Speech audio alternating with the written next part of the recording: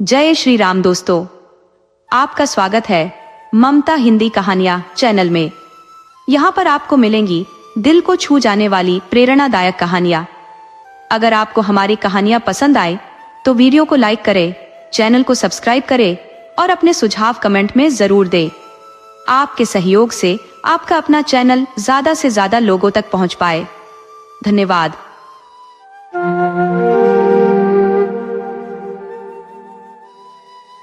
प्राचीन समय की बात है। एक राजा था जो बेहद दुखी रहता था। उसकी कई रानियां थीं, परंतु उसके भाग्य में संतान का सुख नहीं था। पहली पत्नी से उसे यह उम्मीद थी कि वह उसे एक संतान देगी, लेकिन ऐसा नहीं हुआ। इसके बाद उसने दूसरी, तीसरी, यहाँ तक कि 7 शादियां की, फिर भी कोई संतान नहीं हुई। राजा अत्यधिक निराश हो गया, क्योंकि उसे चिंता सताने लगी थी कि उसके बाद उसका राज्य कौन संभालेगा, उसका उत्तराधिकारी कौन बनेगा। इस निराशा के समय में उसकी सबसे छोटी रानी, जो बहुत बुद्धिमान और धर्मपरायण थी, अक्सर देवी की पूजा अर्चना किया करती थी। एक दिन उसने राजा से कहा, महाराज, आप व्यर्थ में इतना दुखी ना हो। समय से पहले और भाग्य से अधिक कुछ नहीं मिलता। जब सही समय आएगा हमें संतान भी प्राप्त होगी।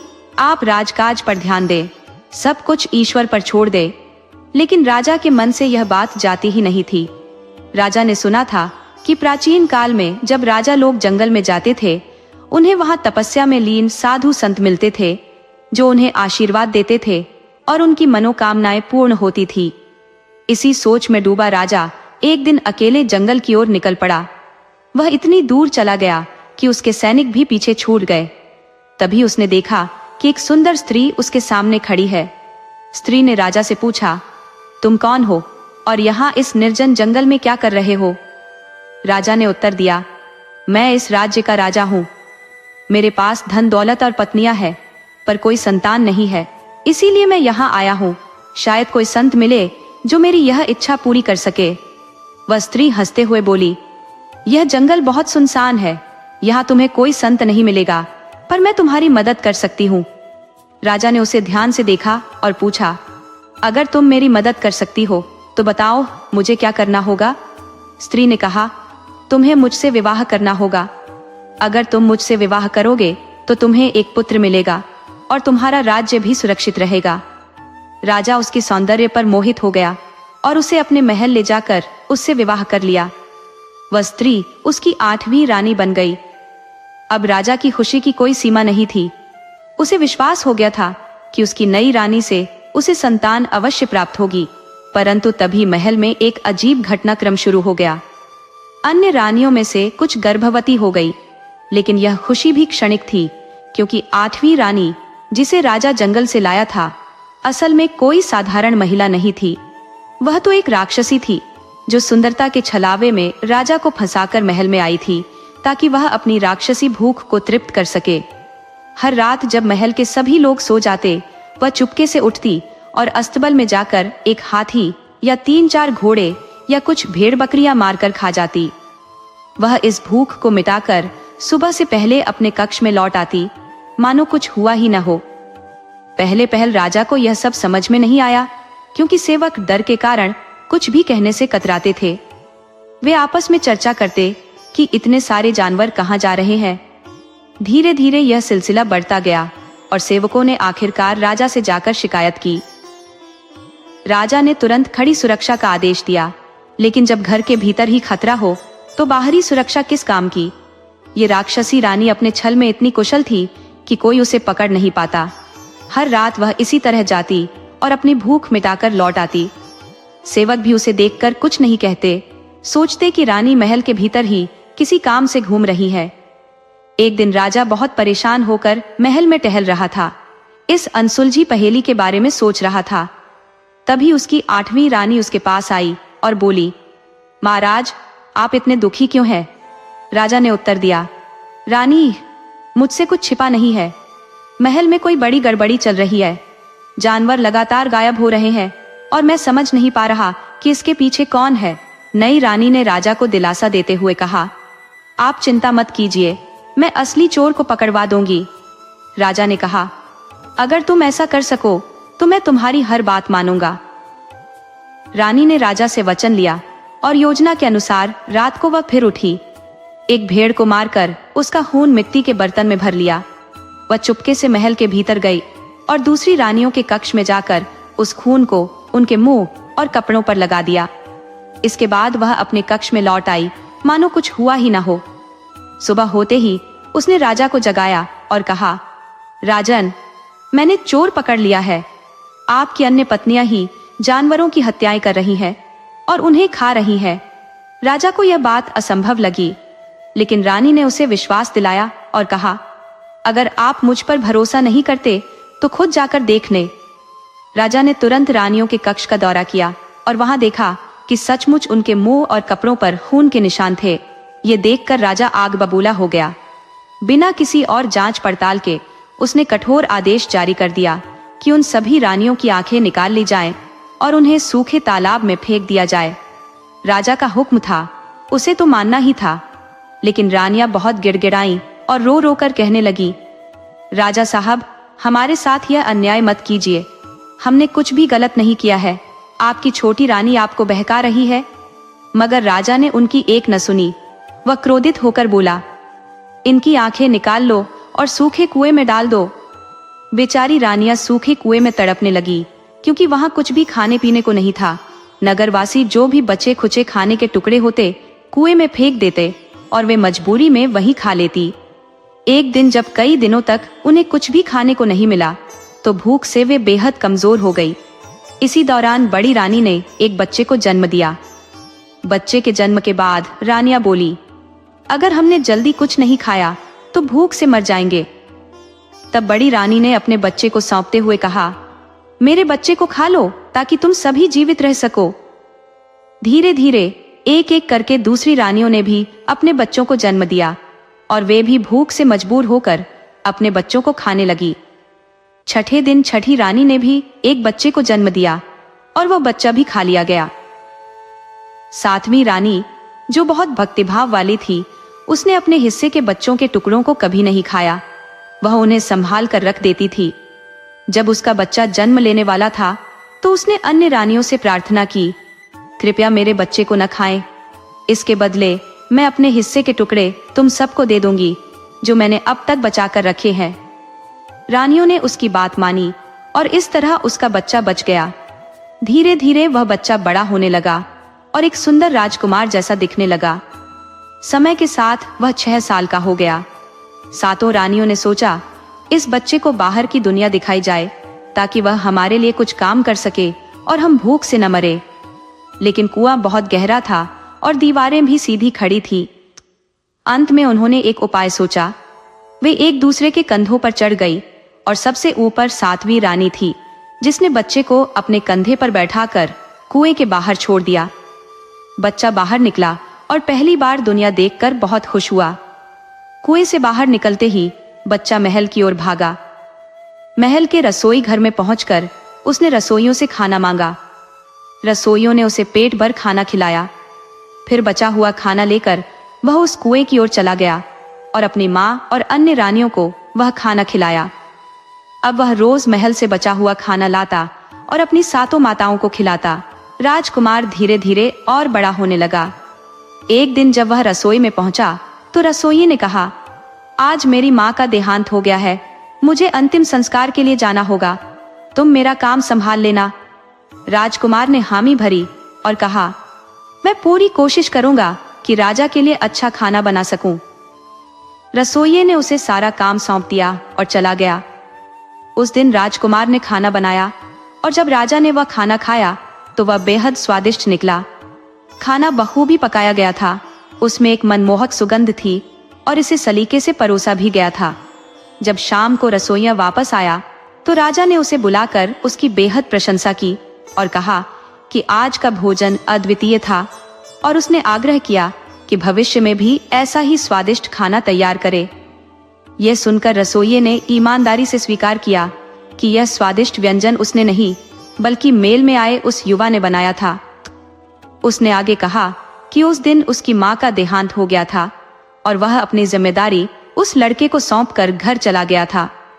ये सुनकर राजा ने तुरंत आदेश दिया कि उस लड़के को रसोइया के पद पर नियुक्त कर लिया जाए और भविष्य में वही भोजन तैयार करे। राजा के रसोई घर में अब हर रोज नए नए पकवान बनने लगे, जिससे राजा अत्यधिक प्रसन्न हुआ और उसने उस लड़के को इनाम से नवाजा। परंतु वह लड़का उन सभी पुरस्कारों और भोजन को अपनी माँ और सौतेली माँ के पास ले जाकर उन्हें खिला देता था। जब वह लड़का मेल से भोजन लेकर कुएं की ओर जाता था तो रास्ते में उसे एक फकीर मिलता जो उसे आशीर्वाद देता और भीख मांगता। लड़का सदैव उसे भोजन का एक हिस्सा दे देता, जिससे फकीर उसे दिल से दुआएं देता। समय के साथ वह लड़का बड़ा हो गया, सुंदर और मजबूत हो गया। एक दिन उसकी सुंदरता पर रानी की निगाह पड़ी और वह उसकी ओर आकर्षित हो गई। उसने लड़के से उसके आगमन के बारे में पूछा, परंतु लड़के को रानी के बारे में कोई जानकारी नहीं थी, न ही उस पर कोई संदेह हुआ। लड़के ने अपनी माँ और सौतेली माँ के बारे में विस्तार से बताया। ये सुनकर रानी का मन विचलित हो गया और उसने लड़के को मारने की योजना बना ली। एक दिन रानी ने बीमारी का बहाना बनाया और हकीम को बहुत सारा धन देकर अपनी तरफ कर लिया। लालची हकीम ने रिश्वत लेकर रानी के कहे अनुसार काम करने का वचन दिया। रानी ने हकीम से कहा कि केवल मादा चीते का दूध ही उसकी जान बचा सकता है। राजा के पास हकीम गया और उसने कहा कि रानी की जान बचाने के लिए मादा चीते का दूध लाना आवश्यक है। राजा, जो रानी को खोने से भयभीत था, परेशान होकर उसके पास आया और बोला, मैं यह क्या सुन रहा हूँ? हकीम कह रहा है कि तुम्हें बहुत गंभीर बीमारी है और तुम्हें ठीक करने के लिए मादा चीते का दूध ही एकमात्र उपाय है। कौन इतना साहसी है जो यह दूध ला सके? रानी ने कहा, यह काम वही लड़का कर सकता है जो तुम्हारे रसोई में काम करता है। वह बहादुर है, तंदुरुस्त दिखता है और तुम्हारे लिए समर्पित है। तुमने उसे इतने इनाम दिए हैं, वह यह काम खुशी खुशी कर देगा।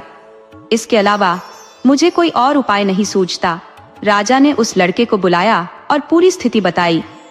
लड़के ने तुरंत सहमति जताई, क्योंकि वह जानता था कि राजा की दया और कृपा से ही उसकी माँ और सौतेली माँ का पेट भर रहा है और उसकी सभी जरूरतें पूरी हो रही हैं।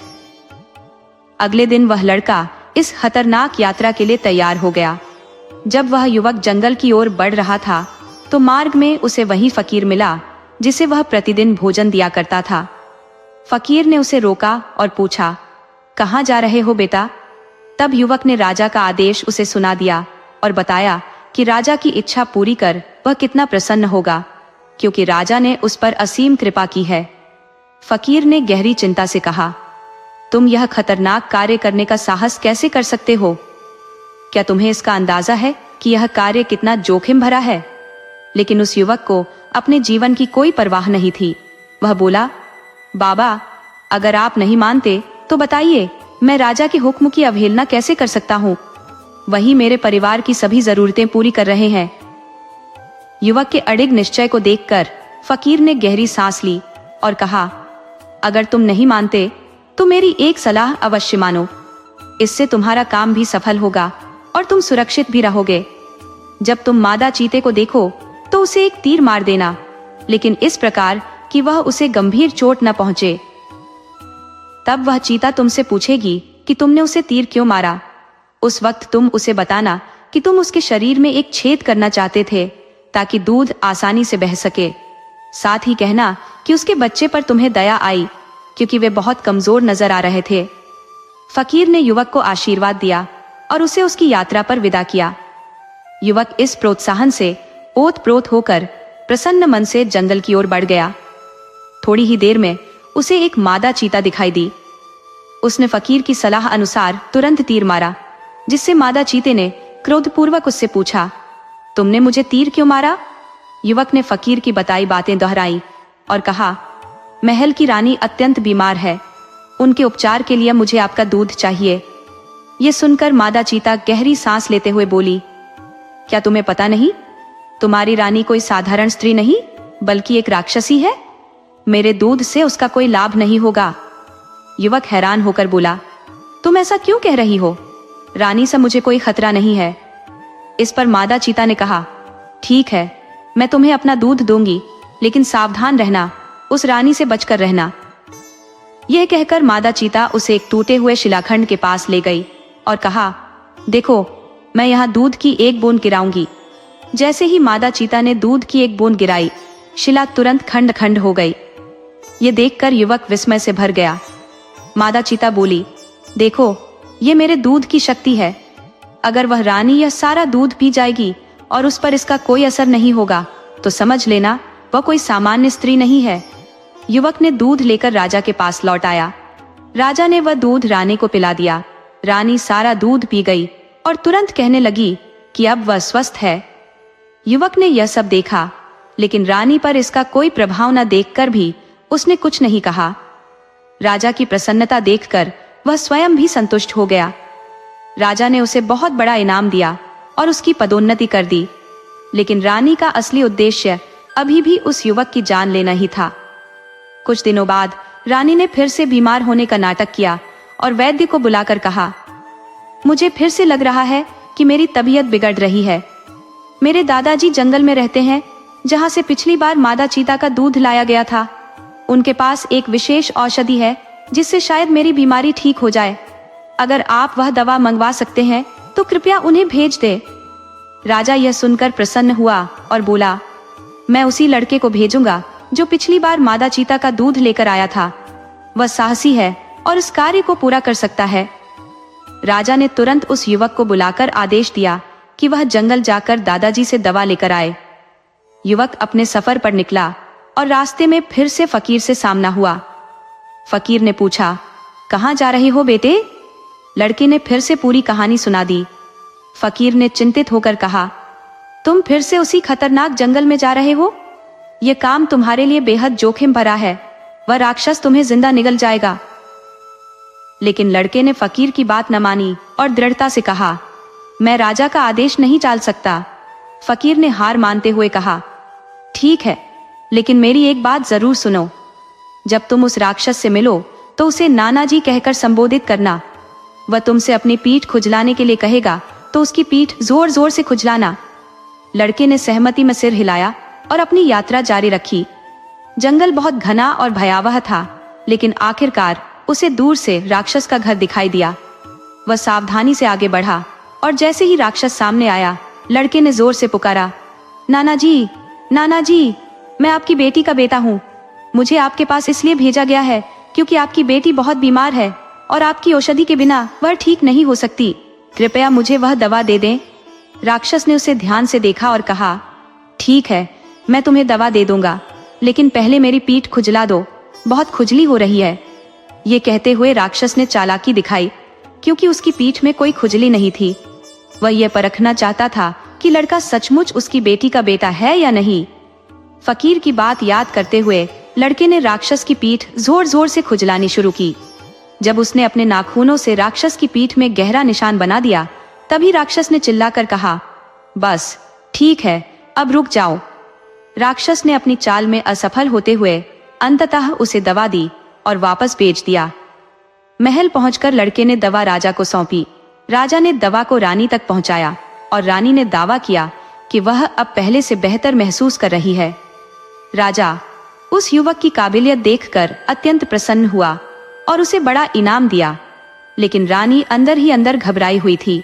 उसे समझ नहीं आ रहा था कि वह लड़का आखिर हर बार कैसे बचकर लौट आता है। रानी ने धीरे धीरे अपने मन में फिर से एक नई साजिश रची।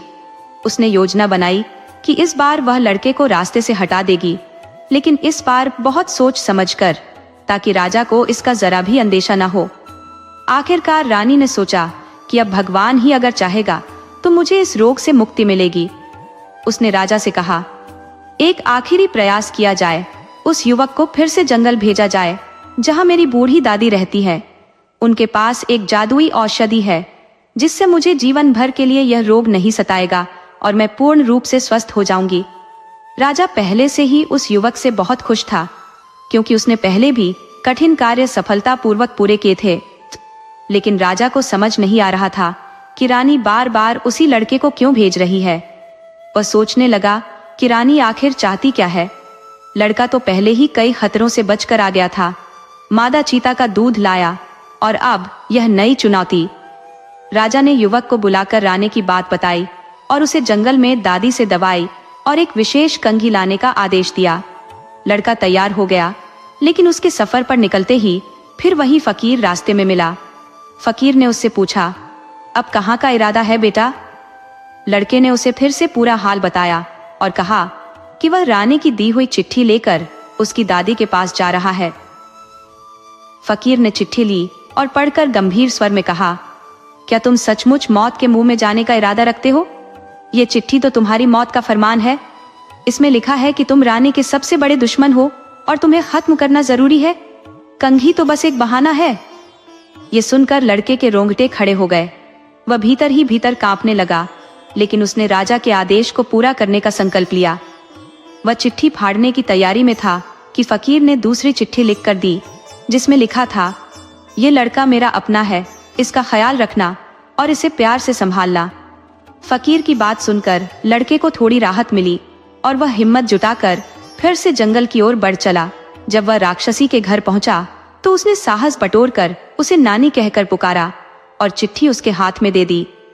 राक्षसी ने चिट्ठी पढ़ते ही लड़के को गले लगाया और उसके राजा और उसकी बेटी के हालचाल पूछे। उसने लड़के की खूब आवभगत की, उसे आराम से रखा और विदाई के वक्त उसे कुछ अनोखे उपहार दिए। इनमें से एक था एक जादुई साबुन की शीशी, जिसकी एक बूंद गिरते ही बड़ा पहाड़ खड़ा हो जाता था। दूसरी थी सुइयों की एक सीसी, जिनमें से अगर एक भी सुई जमीन पर गिरे तो विशाल पर्वत खड़े हो जाते।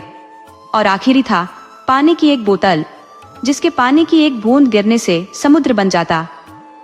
राक्षसी ने लड़के को इन चीजों का महत्व भी समझाया ताकि वह इन्हें सही वक्त पर उपयोग कर सके। बुढ़िया ने एक शक्तिशाली मुर्गा, एक चरखा, एक कबूतर, एक चिड़िया और एक दुर्लभ औषधि लड़के को सौंपते हुए कहा, यह मुर्गा 7 आत्माओं का वाहक है। यह 7 आत्माएं तुम्हारे मामा से जुड़ी है। जब तक यह मुर्गा जीवित रहेगा तुम्हारे मामा की जीवन डोर भी सुरक्षित रहेगी। लेकिन ध्यान रखना, अगर इस मुर्गे को कुछ हुआ तो तुम्हारे मामा की जान पर भी बन आएगी। इसी तरह कबूतर में तुम्हारे नाना की आत्मा बंद है और चिड़िया में तुम्हारी माँ की। जब तक यह पक्षी सही सलामत रहेंगे तुम्हारे नाना और माँ भी कुशल रहेंगे। बुढ़िया ने औषधि का महत्व समझाते हुए कहा, यह दवा इतनी अद्वितीय है कि इसकी मदद से एक अंधा भी दृष्टि प्राप्त कर सकता है। लड़के को यह सुनकर अत्यधिक प्रसन्नता हुई और उसने बुढ़िया का आभार व्यक्त किया। फिर वह विश्राम करने चला गया। सुबह हुई और जब बुढ़िया नदी की ओर जाने लगी तो लड़के ने वह सब किया जिसका उसे निर्देश दिया गया था। उसने 7 मुर्गों को, कबूतर को और चरखे को नष्ट कर दिया। जैसे ही उसने यह किया, बुढ़िया, उसका पति और उसके 7 बेटे तुरंत मृत्यु को प्राप्त हो गए। इसके बाद लड़के ने पिंजरे में बंद चिड़िया को पकड़ा और वह दुर्लभ औषधि उठाकर राजा के महल की ओर चल पड़ा। रास्ते में उसने अपनी माँ और राजा की अन्य पत्नियों की दृष्टिहीनता को उस चमत्कारी औषधि से ठीक किया। वह उन सभी को कुएं से बाहर लेकर आया और अब सब मिलकर राजा के महल की ओर बढ़ चले। महल पहुंचकर लड़के ने उन सबको एक कमरे में छिपाकर बैठने को कहा और उन्हें निर्देश दिया कि जब तक वह उन्हें बुलाए नहीं वे बाहर ना आए। इसके बाद लड़का राजा के पास गया और उसे अपनी माँ से मिलने की इच्छा जताई। उसने राजा से कहा, महाराज, आपके सामने एक गहन सत्य प्रस्तुत करना चाहता हूँ, कृपया मेरी बात को ध्यान से सुने। राजा लड़के पर बहुत भरोसा करता था, इसलिए उसने कहा, बेटा निसंकोच बताओ। लड़के ने गंभीरता से कहा, महाराज, आपकी पत्नी एक राक्षसी है और वह मुझे मारने की योजना बना रही है। वह यह जानती है कि मैं उन्हीं पत्नियों में से एक का पुत्र हूँ जिन्हें उसने सूखे कुएं में फेंकवाया था। पहले तो राजा को यह सुनकर बहुत क्रोध आया कि लड़का उसकी रानी के बारे में ऐसा कैसे कह सकता है, लेकिन जब उसे यह समझ आया कि यह लड़का उसी का पुत्र है तो उसके हृदय में पिता की ममता जाग उठी। फिर लड़के ने राजा से कहा, महाराज, आपकी रानी मुझसे डरती है कि एक दिन मैं आपके सिंहासन का वारिस बन जाऊंगा, इसलिए वह मुझे जल्दी से खत्म करना चाहती थी। मैंने न सिर्फ उसकी योजना का पर्दाफाश किया, बल्कि मैंने उसके माता पिता और उसके 7 भाइयों को भी मौत के घाट उतार दिया है। ये जो चिड़िया आप देख रहे हैं, इसमें उसी रानी की आत्मा कैद है। उसकी माँ ने मुझे यह सब बताया था। राजा स्तब्ध खड़ा रहा। ये सब सुनकर उसकी आंखों में अविश्वास था। वह लड़के से बोला, अगर ये सच है तो तुम इस चिड़िया का गला दबा दो।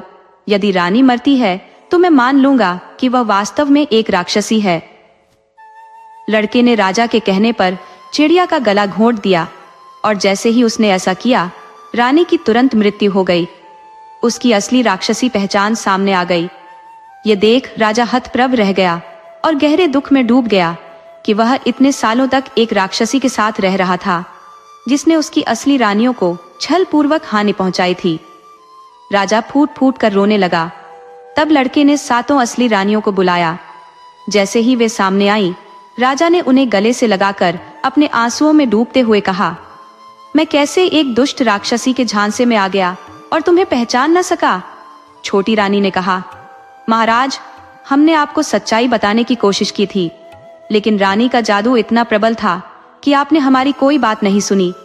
उस राक्षसी ने हमें कुएं में फेंकवा दिया और भूख के मारे हमें अपने बच्चों को मारकर खाना पड़ा, नहीं तो हम मर जाती। मेरा 7वां बेटा बच गया क्योंकि मैं उसे खा नहीं सकी। ये सुनकर राजा और भी जोर से रोने लगा। मैंने क्या किया? मुझे कितना भयानक धोखा दिया गया। राजा ने अपने बेटे को गले से लगाया और उसे उत्तराधिकारी घोषित कर दिया। उसने कहा, अगर मैंने अपनी रानियों की बात सुनी होती तो आज मेरे पास सभी राजकुमार होते। छोटी रानी ने जवाब दिया, महाराज, समय से पहले और भाग्य से अधिक कुछ नहीं मिलता। आपके नसीब में एक ही पुत्र था जो आपको मिल गया। इसके बाद राजा ने अपनी 7 रानियों को फिर से अपना लिया और अपने पुत्र को राज्य का उत्तराधिकारी बना दिया। राजकुमार के पास वह जादुई साबुन और पानी से भरी बोतलें थी जिन्हें राक्षसी ने दिया था। उसने इन जादुई चीजों की मदद से आसपास के सभी राज्यों पर विजय प्राप्त की और एक विशाल साम्राज्य खड़ा कर लिया। वृद्ध राजा अपनी 7 रानियों के साथ अब शांति से जीवन बिताने लगा। वे सभी आनंदमय जीवन जी रहे थे। जब राजकुमार बड़ा हुआ तो राजा ने उसके लिए एक सुंदर कन्या ढूंढकर उसका भव्य विवाह किया। राजकुमार का भी घर बस गया और उसके भी बच्चे हो गए। इस तरह उनका परिवार पूर्ण हो गया और वे सब सुख शांति से जीवन बिताने लगे। दोस्तों, अगर आपको यह कहानी पसंद आई हो तो कृपया इसे अधिक से अधिक शेयर करें, लाइक करें और हमारे चैनल को सब्सक्राइब करें।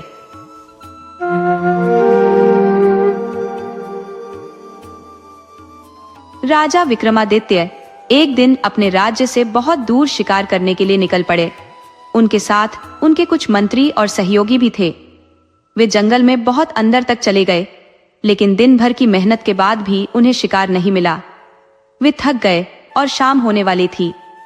अंधेरा गिरने से पहले उन्होंने अपने मंत्रियों से कहा कि देखो, आसपास कोई गांव है तो वहां रुकने का इंतजाम करो ताकि रात बिताकर सुबह राज्य लौट सके। मंत्रीगण गांव की तलाश में लग गए और थोड़ी दूर चलने के बाद उन्हें एक छोटा सा गांव दिखाई दिया। गांव देखकर सभी ने राहत की सांस ली। गांव पहुंचने पर अंधेरा हो चुका था और गांव वालों ने इतने सारे सशस्त्र लोगों को देखकर भयभीत हो गए। जब उन्हें पता चला कि ये राजा विक्रमादित्य है तो गांव में प्रसन्नता फैल गई। राजा विक्रमादित्य की प्रसिद्धि चारों ओर फैली हुई थी और देवताओं तक उनकी पहुंच थी। गांव का मुखिया दौड़कर राजा के स्वागत के लिए आया। राजा ने सभी से मिलकर उनका अभिवादन किया। उनकी इसी विनम्रता के कारण लोग उन्हें बहुत पसंद करते थे। मुखिया ने राजा को अपने घर रात बिताने के लिए आमंत्रित किया और भोजन की व्यवस्था की। जब सबने भोजन कर लिया तो राजा बाहर आकर बैठे और गांव के लोगों से बातचीत करने लगे। उसी समय एक ब्राह्मण ने राजा से अनुमति मांगी कि वह अपने घर जा सके, क्योंकि उसकी पत्नी को बच्चा होने वाला था और उसे उसकी जरूरत पड़ सकती थी। राजा विक्रमादित्य ने ब्राह्मण को अनुमति देते हुए कहा कि मैं भी तुम्हारे साथ चलूंगा ताकि तुम्हारी मदद कर सकूं। ब्राह्मण राजा की जिद जानता था, इसलिए उसने हाथ जोड़कर राजा का साथ स्वीकार किया। राजा विक्रमादित्य और ब्राह्मण उसके घर पहुंचे। तब तक ब्राह्मण की पत्नी ने पुत्र को जन्म दे दिया था। ब्राह्मण की खुशी का कोई ठिकाना नहीं रहा और उसने राजा के चरणों में झुककर धन्यवाद दिया। राजा विक्रमादित्य ने ब्राह्मण से कहा कि यह सब तुम्हारे शुभ कर्मों का फल है। राजा ने रात ब्राह्मण के घर बिताने का निर्णय लिया और देखा कि विधि ने उस नवजात के भाग्य में क्या लिखा है। राजा विक्रमादित्य ने अपनी चारपाई द्वार के पास डाल ली और ब्राह्मण भी वहीं सो गया। राजा विक्रमादित्य रात भर जागते रहे और विधि के विधान का इंतजार करते रहे, यह जानने के लिए कि उस बच्चे के भाग्य में क्या लिखा है। सुबह के 6 बजे देवी प्रकट हुई और नवजात के भाग्य का लेखन करने लगी। भाग्य लिखने के उपरांत जब वह लौटने लगी, राजा विक्रमादित्य ने उन्हें रोका। उन्होंने विनम्रता से पूछा, माता देवी, कृपया बताएं, आपने इस शिशु के भाग्य में क्या लिखा है? देवी ने कहा, यह बताना संभव नहीं है। नियति का लेखन केवल मुझ तक सीमित है और इसे जानने की आवश्यकता किसी को नहीं होती। राजा विक्रमादित्य ने आग्रह किया, आपको बताना ही होगा कि आपने इस शिशु के भाग्य में क्या लिखा है। विक्रमादित्य की जिद के समक्ष देवी ने हथियार डालते हुए कहा, मैं नियमों के विपरीत जाते हुए एक बात बता सकती हूँ। यदि आपको स्वीकार है तो बताती हूँ, अन्यथा मुझे जाने दे। विक्रमादित्य ने सहमति दी और पूछा, माता देवी, इस शिशु की आयु कितनी होगी? देवी ने उत्तर दिया, इस बच्चे की मृत्यु उसके विवाह के दिन एक शेर के द्वारा होगी। विक्रमादित्य ने देवी को प्रणाम किया और वह अंतर्ध्यान हो गई। सुबह होने पर विक्रमादित्य ने ब्राह्मण को बुलाकर कहा, जिस दिन इस बच्चे का विवाह हो मुझे अवश्य निमंत्रण भेजना। ब्राह्मण ने वचन दिया, महाराज, इस विवाह का पहला निमंत्रण आपको ही भेजूंगा। इसके बाद विक्रमादित्य अपने सैनिकों और मंत्रियों के साथ राज्य लौट आए। इस घटना को बीते हुए 12 वर्ष हो गए।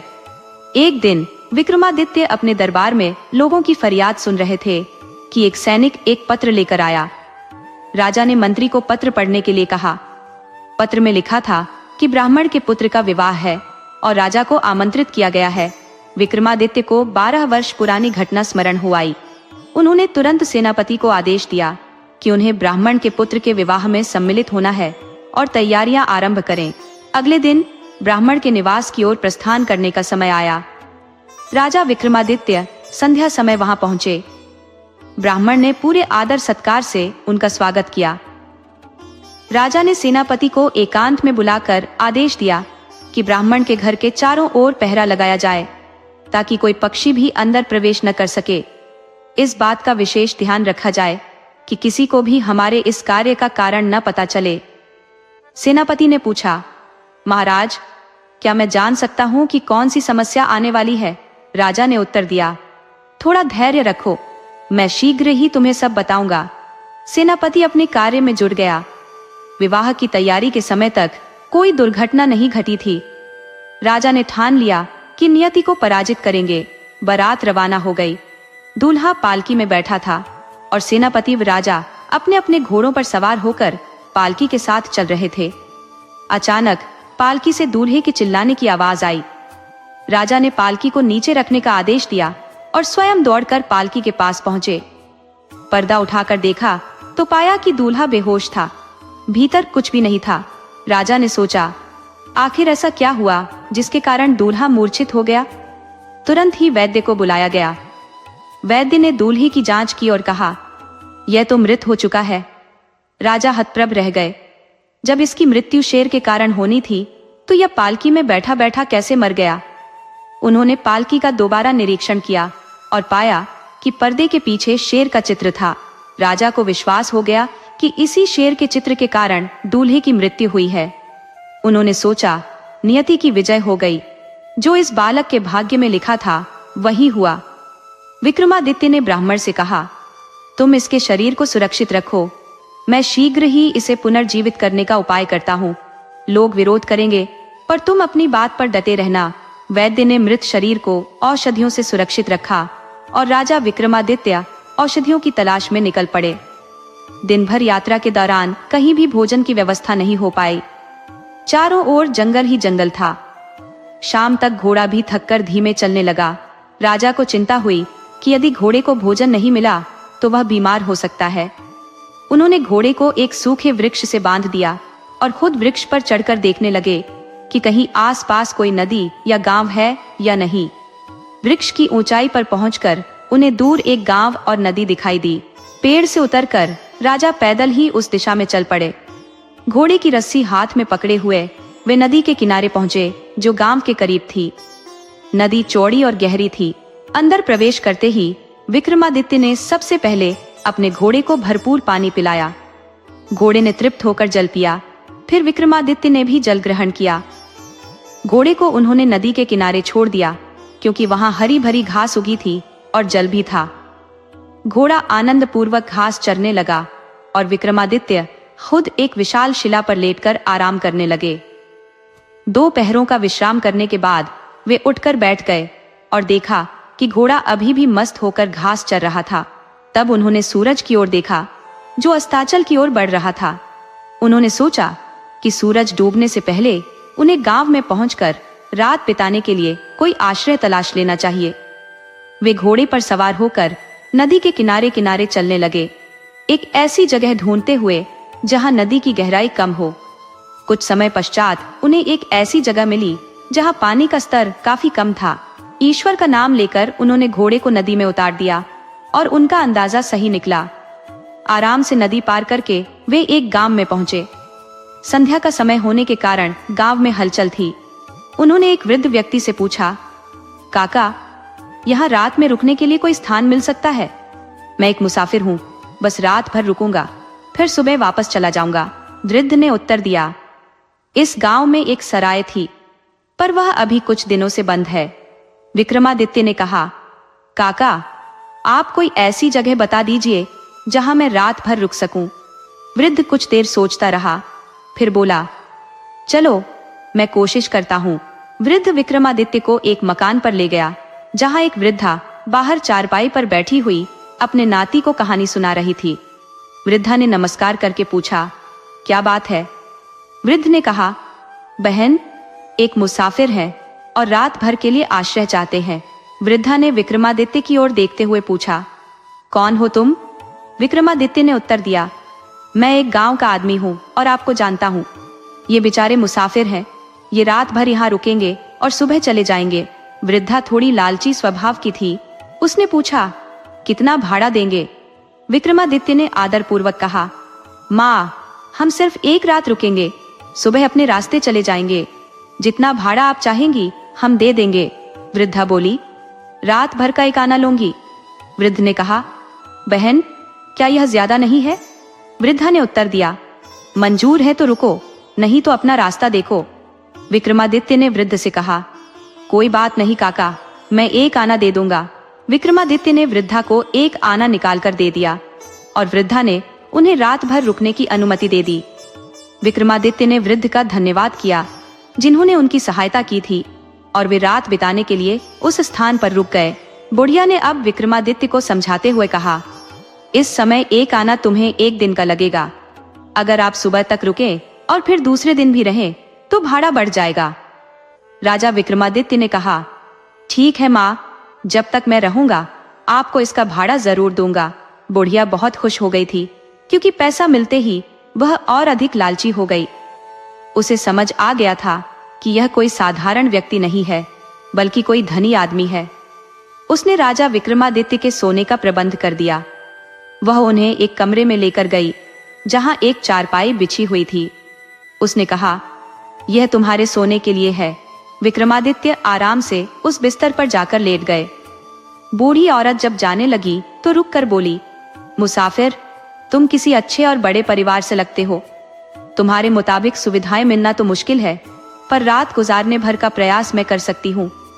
थोड़ी देर प्रतीक्षा करो, मैं घर में जो भी भोजन बना है तुम्हारे लिए लेकर आती हूँ।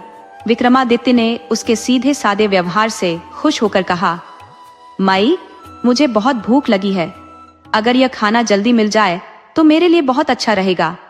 बुढ़िया ने कहा, ठीक है बेटा, मैं जल्दी से कुछ लाकर देती हूँ। जो भी घर में बना होगा तुम्हारे लिए लाती हूँ। वह जल्दी से वहां से चली गई। कुछ समय बाद वह वापस आई। इस बार उसके साथ उसका 9-10 साल का नाती भी था। दोनों ने अपने हाथों में भोजन की सामग्री ली हुई थी और एक हाथ में बाल्टी थी। उन्होंने केले के पत्तों पर भोजन परोस दिया, दाल, चावल, सब्जी और रोटी, जो भी उनके पास था। विक्रमादित्य ने भूख लगने के कारण जल्दी जल्दी खाना खा लिया। खाना समाप्त कर विक्रम ने बुढ़िया को धन्यवाद कहा। बुढ़िया ने सारे बर्तन समेटे और वहां से चली गई। विक्रम को गहरी नींद ने आ घेरा क्योंकि वह बहुत थके हुए थे और बिस्तर पर लेटते ही सो गए। रात को 12 बजे अचानक विक्रम की आंखें खुल गई। उन्होंने बाहर किसी स्त्री के रोने की आवाज सुनी। उन्हें ऐसा लगा जैसे कोई स्त्री अत्यंत करुण स्वर में रो रही है। विक्रमादित्य अपने बिस्तर से उठकर खड़े हो गए और अपने कमरे का दरवाजा खोलकर बाहर आ गए। आवाज की दिशा का अनुसरण करते हुए वे वहां पहुंचे जहां दीपक का प्रकाश आ रहा था। भीतर झांक कर देखा तो एक युवा स्त्री और वहीं बूढ़ी औरत आपस में बातें करते हुए रो रही थी। राजा से रहा नहीं गया, वह भीतर चला गया। राजा को देखते ही दोनों स्त्रियां खड़ी हो गई। युवा स्त्री ने लंबा घूंघट निकाल लिया। विक्रम ने बुढ़िया को पहचान लिया कि यह वही है जिसने भोजन करवाया था। विक्रम ने उससे पूछा, माँ, ऐसी क्या पीड़ा है तुम्हारी जिसके कारण तुम इतनी रात में इस तरह रो रही हो? बुढ़िया ने कहा, भैया, आप मुसाफिर हैं, जाकर आराम करें। यह तो हमारा निजी मामला है, जानकर क्या करेंगे? विक्रमादित्य ने कहा, देखो अम्मा, आपकी बात सही है, मैं मुसाफिर हूँ पर इंसान भी हूँ। मैं आपके दुख को समझ सकता हूँ, इसलिए अनुरोध करता हूँ कि मुझे अपनी तकलीफ बताएं। हो सकता है मैं आपकी समस्या का कोई समाधान कर सकूं। अब बुढ़िया ने कुछ सोचा और फिर बड़े प्यार से बोली, ऐसा है बेटा, हमारे पास रखी चारपाई पर जो वहां पड़ी है उस पर बैठ जाओ। जितनी उम्र तुम्हारी है उतनी ही उम्र का हमारा भी एक बेटा है जो स्वर्ण नगरी में धन कमाने गया था। आज पूरे 2 बरस हो गए हैं, वह लौट कर नहीं आया। हम दोनों उसे याद करके दुखी होते हैं और रोते हैं। विक्रमादित्य को उनकी तकलीफ बहुत बड़ी लगी। उन्होंने कहा, माँ, तू चिंता मत कर, मैं कल यहाँ से उसी देश को जा रहा हूँ। वहां पहुंचकर मैं तुम्हारे बेटे को जरूर तलाश करके वापस भेज दूंगा। जैसे ही वह मुझे मिलेगा मैं उसे तुम्हारा हाल बताऊंगा। बुढ़िया ने विक्रम को बहुत आशीर्वाद दिए और कहा, बेटा, तुम हजारों साल जियो, तुम जुग जुग जियो। विक्रम भाव विभोर हो उठे। सुबह जब विक्रम रवाना होने लगे तो बूढ़ी औरत ने जबरदस्ती राह के लिए भोजन बांध कर दे दिया ताकि रास्ते में भूख लगे तो कुछ खा सके। विक्रम ने उसके इस प्रेम से प्रभावित होकर बुढ़िया के पैर छू लिए। बुढ़िया ने उसे आत्मीयता से गले लगा लिया और बहुत सारे आशीर्वाद दिए। उसके बाद विक्रमादित्य वहां से रवाना हो गए। आगे बढ़ते बढ़ते दोपहर तक वे एक ऐसे राज्य में पहुंच गए जिसका राजा बहुत दानी था। वहां लोगों से पता चला कि राजा रोज 1 मन सोना गरीबों को दान करता था। उसके दान की चर्चा चारों ओर फैली हुई थी। राजा विक्रमादित्य के मन में उस राजा के प्रति बहुत ही आदर उत्पन्न हो गया। उन्होंने उस राजा से मिलने की सोची। तभी उन्हें उस बुढ़िया की याद आई जो अपने बेटे के वियोग में तड़प रही थी। विक्रम बोले, पहले मैं उस बुढ़िया माँ की समस्या का समाधान करूंगा, उसके बेटे की तलाश करूंगा, उसके बाद ही राजा से मिलूंगा। पूछते पूछते वे उस बुढ़िया के बेटे के पास पहुंच गए। उन्होंने बताया कि उसके परिवार के सदस्य बहुत दुखी हैं और वे चाहते हैं कि वह एक बार जाकर उनसे मिल ले ताकि उनके मन को शांति मिल सके। विक्रमादित्य की बात सुनकर वह बहुत दुखी होकर बोला, मित्र, जाने को तो काफी दिनों से सोच रहा था, पर यह राजा मुझे जाने नहीं देता है।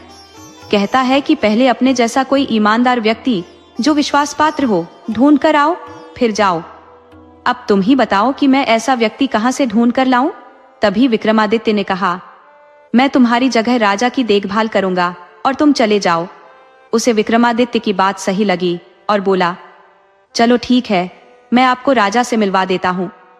वह विक्रमादित्य को लेकर राजा के पास पहुंचा। उस व्यक्ति ने राजा विक्रमादित्य की ओर इशारा करके बताया कि यह मेरा भाई है जो गांव से आया है। मेरी जगह अब यह काम करेगा और मैं गांव जा रहा हूँ क्योंकि मुझे 2 बरस हो गए हैं। मेरी माता और मेरी पत्नी मेरे वियोग में तड़प रही है। राजा को क्या आपत्ति होनी थी? उसने उसे जाने की अनुमति दे दी। अब वह व्यक्ति गांव चला गया और उसके स्थान पर राजा विक्रमादित्य काम करने लगे।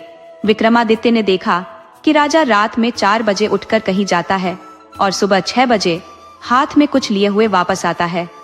उसके हाथ में कुछ होता था। सुबह स्नान और पूजा के बाद वह 1 मन सोना दान करता था। यह उसका नित्य का नियम था। विक्रमादित्य ने मंत्रियों से धीरे धीरे सारी जानकारी हासिल की।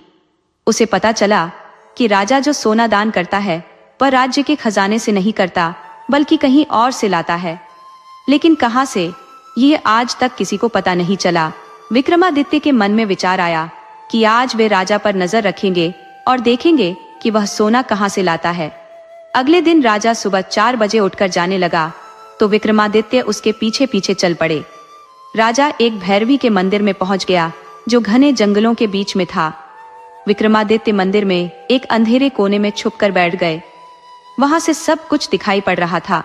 थोड़ी देर में विक्रमादित्य ने देखा कि मूर्ति से एक भैरवी प्रकट हुई और राजा को उठाकर तेल के जलते कढ़ाई में डाल दिया। जब राजा का शरीर पक गया तो उस भैरवी ने उसका भोजन किया। फिर उसने राजा की हड्डियों को इकट्ठा किया और अपने हाथ में लिए एक बोतल से कोई रसायन जैसी चीज उन अस्थियों पर छिड़क दी। रसायन से राजा फिर से जीवित हो उठा। देवी ने अपने पास रखी झोली से एक स्वर्ण निकाला और राजा को दे दिया। राजा वह लेकर अपने महल की ओर चल पड़ा। रास्ते में विक्रमादित्य सोचने लगे कि यह राजा कितना महान है, जो रोज अपने शरीर को जलाकर स्वर्ण लाता है और फिर उसे दान कर देता है। मुझे उसकी समस्या का समाधान करना होगा, वरना उसकी पीड़ा यूं ही चलती रहेगी। अगले दिन राजा विक्रमादित्य ने राजा के भोजन में नशीली औषधि मिला दी ताकि राजा गहरी नींद सो जाए और सुबह उठ न पाए। जब अगले दिन सुबह 4 बजे हुए तो राजा नशे के प्रभाव के कारण उठ नहीं पाया। विक्रमादित्य ने राजा का भेष धारण किया और खुद चल पड़े। मंदिर के पास पहुंचकर विक्रमादित्य ने अपने शरीर पर तरह तरह के मसाले लगा लिए थे। जब भैरवी ने उन्हें पकाकर खाया तो मसाले के कारण उसे बहुत ज्यादा स्वाद आया। उसे एहसास हुआ कि जब उसने रसायन विक्रमादित्य के शरीर पर डाला तो वह जीवित हो उठा। भैरवी बोली, हे राजन, आज तेरे शरीर का मांस मुझे बहुत अधिक पसंद आया, इसलिए मैं तुझ पर बहुत प्रसन्न हूँ। तुझे जो मांगना है मांग ले। विक्रमादित्य बोले, हे भैरवी, मैं चाहता हूँ कि तुम मुझे वह अमृत वाला पात्र दो जिससे तुम रोज राजा को जीवित करती हो, और वह स्वर्ण वाली अक्षय झोली भी प्रदान कर दो। भैरवी ने कहा, वह तो मैं तुझे दूंगी, लेकिन तू और भी कुछ चाहता है तो वह भी मांग ले। तब विक्रमादित्य ने कहा, तुम यह मंदिर छोड़कर कहीं और चली जाओ। अब देवी क्या करती, उसने वचन दे दिया था, इसलिए मानना जरूरी था। वह मंदिर छोड़कर चली गई। सुबह राजा की आंख खुली तो वह घबरा उठा।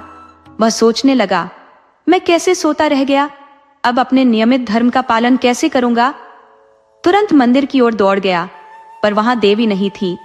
वह बेचैन होकर वापस लौटा। तभी विक्रमादित्य उसके पास आए और बोले, राजन, आप कुछ ज्यादा चिंतित लग रहे हैं, क्या बात है। राजा ने कहा, तुम क्या करोगे, राजाओं की चिंता का समाधान राजा ही कर सकता है। विक्रमादित्य बोले, अगर आप मुझे बताओगे तो मैं प्रयास करूंगा कि आपकी समस्या का निवारण हो जाए। राजा ने कहा, क्या तू राजा विक्रमादित्य है जो मेरी परेशानी दूर करेगा। विक्रमादित्य ने उत्तर दिया, हाँ, मैं ही विक्रमादित्य हूँ। विक्रमादित्य की बात सुनकर राजा आश्चर्य से उनकी ओर देखने लगा। फिर उसने पूछा, क्या आप सचमुच में राजा विक्रमादित्य हैं? विक्रमादित्य ने कहा, हाँ, मैं विक्रमादित्य हूँ। विक्रमादित्य ने सारी आपबीती राजा को सुना दी। राजा उनके पैरों में गिर पड़ा और बोला, राजन, आपने मेरा सेवक बनकर मेरी सेवा की, मैं पाप का भागी बन गया। विक्रमादित्य ने राजा को उठाकर सीने से लगाया और बोले, कोई बात नहीं, आप दुखी ना हो। यह लो अक्षय थैली जो मैं भैरवी से प्राप्त करके लाया हूँ। अब आपको रोज रोज अपनी बलि नहीं देनी पड़ेगी। विक्रमादित्य ने उसे अक्षय थैली देकर वापस लौटने की राह पकड़ी। चलते चलते वे वहां पहुंच गए जहां ब्राह्मण के पुत्र का शव रखा था। उन्होंने जो अमृत अपने साथ लाए थे उसकी कुछ बूंदें उस बच्चे पर डाल दी। ब्राह्मण का पुत्र, जिसकी उम्र 12 बरस थी और जो शादी करने जा रहा था, पुनः जीवित हो गया। यह देखकर सब लोग विक्रमादित्य की जय जयकार करने लगे। ब्राह्मण पुत्र की शादी धूमधाम से हो गई और जब वे घर वापस आए सब मंगलाचार हो गए। तब विक्रमादित्य ने ब्राह्मण से विदा मांगी। ब्राह्मण बहुत खुश था। उसने राजा के चरणों में निपटकर कहा, आपने नियति को बदल दिया। अगर आप नहीं होते तो मेरा बेटा आज इस दुनिया में नहीं होता।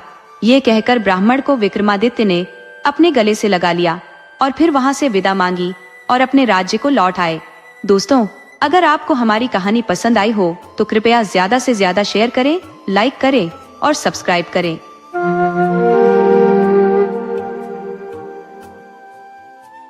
एक छोटे से गांव में मंगू नामक एक गरीब किसान रहता था, जिसके पास थोड़ी सी जमीन और एक गाय थी। उसकी जमीन से उसे पेट भरने जितना अनाज तो नहीं मिलता था और उसकी गाय भी जरूरत भर का दूध ही देती थी। मंगू की पत्नी एक भोली भाली, दयालु और धार्मिक स्त्री थी। उनके बच्चे भी अपने माँ बाप की तरह सरल और सीधे सादे थे। हालांकि मंगू अपनी स्थिति में संतुष्ट रहने की कोशिश करता था, फिर भी आर्थिक तंगी के कारण कभी कभी उसे दूसरों से मदद मांगने की नौबत आ जाती थी। एक दिन मंगू अपने खेत में हल चला रहा था, तभी अचानक उसने देखा कि उसका हल एक सांप पर जा लगा है। सांप घायल होकर फुर्ती से भागा और एक पेड़ के नीचे बने बिल में घुस गया। मंगू यह देखकर घबरा गया। उसने सोचा कि शायद उसके हल की वजह से ही सांप को चोट लगी है। वह बैठकर पश्चाताप करने लगा कि अनजाने में ही सही उसने एक बेजुबान प्राणी को चोट पहुंचा दी। वह सोचने लगा, बेचारा सांप कैसे खाएगा, कहीं भूख प्यास से तड़प कर न मर जाए। वह जब घर लौटा तो बहुत उदास था। उसकी पत्नी ने उसकी उदासी का कारण पूछा तो मंगू ने सारी बात बताई। पत्नी ने उसे सांत्वना देते हुए कहा, कोई बात नहीं, जो हुआ वह अनजाने में हुआ है। अगर गलती से कोई चोट लगी है तो हम उसका प्रायश्चित भी कर सकते हैं। मंगू ने पूछा, लेकिन प्रायश्चित कैसे करेंगे? उसकी पत्नी ने सुझाव दिया, सांप घायल है, इसलिए वह शिकार नहीं कर पाएगा। हम उसे रोज एक कटोरा दूध उसके बिल के पास रखाएंगे। जब वह ठीक हो जाएगा तब वह फिर से खुद खाना ढूंढ लेगा। मंगू अपनी पत्नी की बात सुनकर खुश हुआ और अगले दिन सुबह एक कटोरा दूध लेकर सांप के बिल के पास रखाया। फिर वह अपने खेत में काम करने चला गया। शाम को जब वह दूध का कटोरा लेने पहुंचा तो उसने देखा कि कटोरा खाली था। किसान के दिल को बड़ी राहत महसूस हुई। उसने सोचा, कहीं ये दूध कोई और तो नहीं पी गया? अगर सांप ने पिया है तो ठीक है, वरना मुझे बड़ी निराशा होगी, क्योंकि बेचारा सांप बहुत घायल है। न जाने वह ठीक हुआ है या नहीं, चल फिर भी सकता है या नहीं। ये विचार उसके मन में उमड़ते रहे। अगले दिन जब किसान फिर से दूध लेकर सांप के बिल के पास पहुंचा तो उसने कटोरा रख दिया और पास ही एक पेड़ के पीछे छिप गया। वह देखना चाहता था कि दूध सांप पीता है या कोई और। कुछ देर बाद सांप बिल से बाहर आया। उसने कटोरे में दूध देखा और चुपचाप सारा दूध पी गया। फिर वापस अपने बिल में चला गया। किसान के दिल को असीम शांति मिली। उसे लगा कि उसकी गलती का प्रायश्चित हो रहा है। अब किसान हर रोज यही करता। कुछ दिन बीत गए। एक दिन जब किसान दोपहर में दूध का कटोरा लेने पहुंचा तो वह चौंक गया। कटोरे में एक स्वर्ण मुद्रा, सोने का सिक्का रखी थी। उसने इधर उधर देखा लेकिन वहां कोई नहीं था। किसान वह स्वर्ण मुद्रा लेकर घर गया और अपनी पत्नी को सारी बात बताई। पत्नी ने कहा, स्वामी, ये तो नाग देवता का आशीर्वाद है, इसे स्वीकार कर लीजिए। इसके बाद किसान रोज दूध रखता और बदले में उसे एक स्वर्ण मुद्रा मिलती। कुछ ही समय में उसकी गरीबी दूर हो गई। उसने अपनी जमीन बढ़ा ली, दुकान खोल ली और कई जानवर भी खरीद लिए। उसकी बदली हुई स्थिति से गांव के लोग हैरान थे। कोई समझ नहीं पा रहा था कि एक गरीब किसान की किस्मत अचानक कैसे बदल गई। एक दिन किसान की ससुराल में शादी थी और सबको निमंत्रण मिला था। किसान ने अपनी पत्नी से कहा, तुम और बच्चे शादी में चले जाओ, मैं यहाँ का काम संभाल लूंगा। नाग देवता को दूध पिलाने की जिम्मेदारी भी तो हमारी है। पत्नी ने कहा, स्वामी, चिंता मत करो, मैंने अपनी पड़ोसन से बात कर ली है, वह 2-3 दिन के लिए सारा काम देख लेगी। किसान ने पत्नी की बात मान ली और पड़ोसी को सब समझाकर घर से चला गया। पड़ोसी का नाम दयाराम था। किसान द्वारा बताए अनुसार दयाराम और उसकी पत्नी ने किसान के घर के काम संभाल लिए। सुबह सुबह दयाराम दूध का कटोरा लेकर उस पेड़ के नीचे पहुंचा जहां सांप का बिल था और वहां कटोरा रखकर वह घर लौट आया। शाम को जब वह कटोरा लेने गया तो उसकी आंखें आश्चर्य से फैल गईं। कटोरे में एक स्वर्ण मुद्रा रखी थी। दयाराम तुरंत समझ गया कि किसान की बदलती किस्मत का राज क्या है। लालच उसके मन में घर कर गया। उसने घर आकर अपनी पत्नी को यह बात बताई। दोनों ने मिलकर यह ठान लिया कि वे यह देखेंगे कि ये स्वर्ण मुद्रा आखिर आती कहां से है। अगले दिन सुबह सुबह दोनों सांप के बिल के पास गए, वहां दूध रखा और छिपकर देखने लगे। सांप थोड़ी देर में अपने बिल से बाहर निकला और उसने कटोरे का दूध पी लिया। कुछ समय बाद सांप फिर से बिल के अंदर चला गया और वापसी में एक स्वर्ण मुद्रा, सोने का सिक्का, कटोरे में डालकर फिर से अपने बिल में चला गया। ये देखकर दयाराम के मन में लालच का जर भर गया। उसने अपनी पत्नी से कहा, किसान कुछ ही दिनों में वापस आ जाएगा, फिर यह सोने की मुद्रा हमें नहीं मिलेगी। क्यों ना हम अभी इस बिल को खोदकर सारी स्वर्ण मुद्राएं निकाल लें। दोनों इस योजना पर सहमत हो गए। दयाराम अपने घर गया और फावड़ा और कुदाल लेकर लौट आया। रात के अंधेरे में पति पत्नी ने मिलकर बिल खोदना शुरू किया। उन्होंने पास में एक दीपक जलाकर रख लिया। कुछ ही देर में जब खोदाई तेज हुई तो सांप बिल से बाहर आ गया और बहुत गुस्से में था। वह सीधे दयाराम पर झपटा, लेकिन उसकी पत्नी ने फुर्ती से सांप के सिर पर डंडा मारने की कोशिश की, मगर सांप अपनी तेजी से बच गया। सांप की फुंकार सुनते ही उसके साथ ही नाग और नागिन, जो पास की झाड़ियों में छिपे हुए थे, बाहर निकल आए। उन्होंने मिलकर दयाराम को डस लिया। मिनटों में ही दयाराम की हालत बिगड़ गई और उसके मुंह से झाग निकलने लगा। उसकी पत्नी यह सब देखकर डर गई और तेजी से गांव की ओर भागी। उसने गांव वालों को बुलाया, लेकिन जब तक मदद पहुंची, दयाराम की मृत्यु हो चुकी थी। दयाराम की पत्नी अब मंगू किसान को दोष देने लगी। वह चीख चीख कर कहने लगी, मंगू किसान की वजह से ही मेरे पति की जान गई है। उसी की भलाई का यह नतीजा निकला है कि हमारा घर उजड़ गया। उसने जानबूझकर हमें धोखा दिया। हमें तो पता ही नहीं था कि उस बिल में सांप रहता है। मंगू ने हमें सिर्फ यह कहा था कि कटोरे में दूध रख दिया करो। उसकी चालाकी ने मेरे पति की जान ले ली। गांव के लोग भी मंगू किसान को बुरा भला कहने लगे। लोग आसपास के सपेरों को बुलाकर लाए, लेकिन कोई भी दयाराम को बचा नहीं सका। उसी समय मंगू किसान शादी से लौटकर आया। गांव में भीड़ देखकर उसने पूछा, क्या हुआ? गांव वाले उस पर और उसकी पत्नी पर चिल्लाने लगे। दयाराम को मरा देखकर मंगू और उसकी पत्नी को बहुत बड़ा झटका लगा। वे कभी सोच भी नहीं सकते थे कि उनकी भलाई का ऐसा अंजाम होगा। मंगू को अपनी गलती पर गहरा पछतावा हुआ।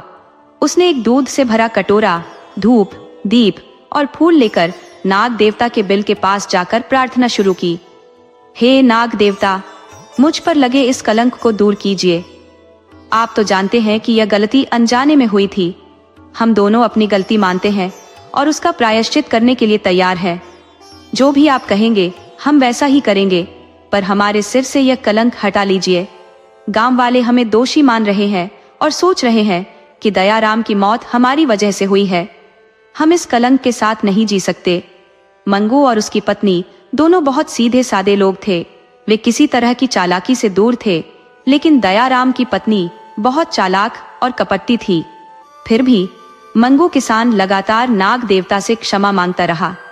जब मंगू किसान और उसकी पत्नी की भावुक पुकार नाग देवता तक पहुंची, तो नाग देवता ने अपने भक्तों की ऐसी दयनीय हालत देखकर उन पर दया की। नागराज अपने पूरे परिवार के साथ बिल से बाहर आ गया। उसी समय सपेरे भी आ गए और बीन बजाने लगे ताकि नागराज को खुश कर सके। नागराज ने अपनी दिव्य शक्तियों से दयाराम के मृत शरीर में प्रवेश किया। सपेरे भी उनकी पूजा अर्चना में जुट गए और नागराज ने उन्हें प्रसन्न होकर सबके सवालों के जवाब देना शुरू किया। नागराज ने गांव वालों को पूरी सच्चाई बताई कि दयाराम ने लालच के चलते उनके बिल को खोदने की कोशिश की और जान लेने की कोशिश की। इसी कारण मजबूर होकर नागों ने दयाराम को डस लिया। उन्होंने साफ कहा कि इस घटना में मंगू किसान की कोई गलती नहीं थी। सारा दोष तो दयाराम और उसकी पत्नी का था, जिन्होंने अपने लालच में आकर यह अनर्थ किया। मंगू किसान हाथ जोड़कर नागराज के सामने घुटनों के बल बैठ गया और विनती करने लगा, हे नागराज, मैं आपसे क्षमा चाहता हूँ। इन लोगों की गलती के लिए माफी मांगता हूँ। कृपा करके इन्हें जीवन दान दे। अगर आप इन्हें माफ करेंगे तो मैं आपके सम्मान में एक मंदिर बनवाऊंगा और सारी उम्र आपकी पूजा अर्चना करूंगा। गांव वाले, जो अब सच्चाई जान चुके थे, मंगू की बातों का समर्थन करने लगे और दयाराम की जान की भीख मांगने लगे। सबकी प्रार्थना से नागराज का गुस्सा शांत हो गया। उन्होंने अपनी शक्तियों से दयाराम के शरीर से जहर खींच लिया और देखते ही देखते दयाराम फिर से जीवित हो गया। जब दयाराम ने सामने नागराज और उनके परिवार को देखा तो वह शर्म से गड़ गया। उसकी पत्नी भी लज्जित हो गई, यह सोचते हुए कि वह कैसे मंगू किसान पर झूठा इल्जाम लगा रही थी। दयाराम और उसकी पत्नी ने सबके सामने नागराज से माफी मांगी। नागराज ने मंगू किसान के आग्रह पर उन्हें माफ कर दिया। दयाराम की पत्नी ने नागराज से वचन लिया कि अब से वह और उसका पति उस मंदिर की देखभाल और साफ सफाई की जिम्मेदारी लेंगे ताकि वे अपनी गलतियों का प्रायश्चित कर सके। गांव के लोग खुशी से नाग देवता के जयकारे लगाने लगे। नागराज ने गांव को आशीर्वाद देकर विदा ली। फिर गांव वालों और मंगू किसान ने मिलकर गांव में नागराज का एक भव्य मंदिर बनवाया। मंदिर बनने के बाद रोज लोग वहां पूजा करने आने लगे। हर साल नाग पंचमी के दिन वहां विशाल मेला लगने लगा और उस गांव की खुशहाली चारों ओर फैल गई। लोग दूर दूर से नाग देवता का आशीर्वाद लेने के लिए आने लगे। नाग देवता की कृपा से मंगू किसान की सारी मनोकामनाएं पूरी हो गई और उनका जीवन बदल गया।